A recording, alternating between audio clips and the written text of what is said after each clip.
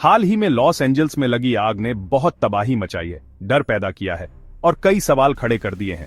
तेज हवाओं और सूखे की वजह से ये आग बस्तियों में फैल गई, जिससे हर तरफ तबाही का मंजर दिखाई दिया, जैसे किसी फिल्म में दिखाया जाता है। ईटन फायर और पैलिसेड्स फायर अलग अलग जगहों पर लगी, लेकिन दोनों ने बहुत नुकसान पहुंचाया और ये दिखाया कि हमारा इलाका ऐसी बड़ी आफतों के लिए कितना कमजोर है। जैसे हम इन आग के तुरंत बाद के नुकसान से जूझ रहे हैं, वैसे ही इनके कारणों, प्रभाव और उन सबक को समझना जरूरी है जिनसे हम आगे ऐसी दुर्घटनाओं को रोक सकें। इन आग का इंसानों पर बहुत बुरा असर पड़ा है। जानें गई हैं, घर राख हो गए हैं और हजारों लोग बेघर हो गए हैं। आर्थिक नुकसान भी बहुत बड़ा है। अरबों डॉलर की संपत्ति का नुकसान हुआ है और कमाई बंद हो गई है। इन आग के जख्म सालों तक लोगों के दिलों में रहेंगे। जैसे जैसे हम फिर से निर्माण करेंगे और उभरेंगे, ये जरूरी है कि हम इसे एक नई सोच और प्रतिबद्धता के साथ करें, ताकि हमारे समुदायों को जंगल की आग के हमेशा बने रहने वाले खतरे से बचाया जा सके। 12 जनवरी 2025 को अल्टाडीना के पास पहाड़ियों में शुरू हुई ईटन फायर जल्दी ही एक छोटी सी आग से एक भयानक आग में बदल गई। तेज सैंटा आना हवाओं के कारण आग तेजी से 14,000 एकड़ से ज्यादा जमीन पर फैल गई, जिससे 7,000 से ज्यादा इमारतें जलकर खाक हो गईं। आग की तेजी और भयावहता के कारण लोगों को घर खाली करने का बहुत कम समय मिला, जिसके परिणाम स्वरूप 5 लोगों की मौत हो गई। ईटन फायर के कारणों की अभी भी जांच चल रही है, लेकिन शुरुआती सबूत सदर्न कैलिफोर्निया एडिसन के एक ट्रांसमिशन टावर में उपकरणों की खराबी की ओर इशारा करते हैं।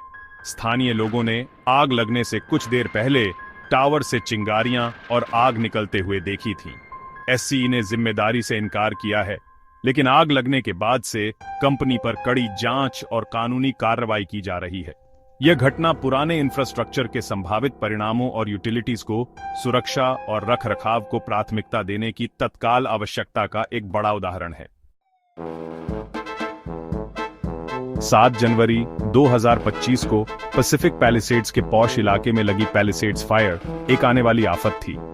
ऐसा माना जाता है कि यह नए साल की पूर्व संध्या से जमीन के नीचे सुलग रही एक छोटी आग के फिर से भड़कने से शुरू हुई थी। सूखे हालात, सूखी झाड़ियों के रूप में बहुत सारा ईंधन और तेज हवाओं ने एक भयानक आग के लिए एक खतरनाक स्थिति पैदा कर दी।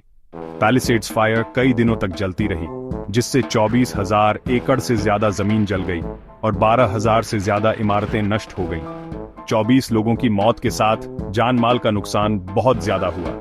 इलाके में घनी वनस्पति के कारण आग की तेजी और बढ़ गई।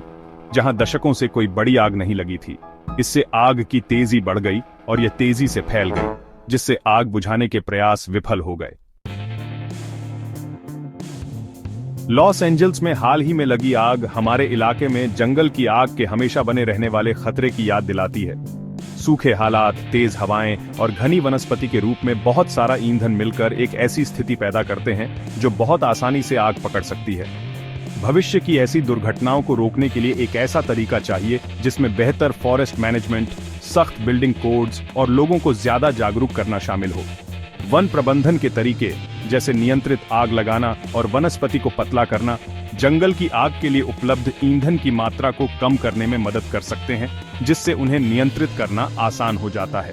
सख्त बिल्डिंग कोड्स, जिनमें आग प्रतिरोधी सामग्री और इमारतों के आसपास सुरक्षित जगह की जरूरत होती है, घरों और व्यवसायों को आग से बचाने में मदद कर सकते हैं। जागरूकता अभियान लोगों को आग से सुरक्षा के महत्व, घर खाली करने की प्रक्रियाओं और जंगल की आग को रोकने में उनकी भूमिका के बारे में शिक्षित कर सकते हैं।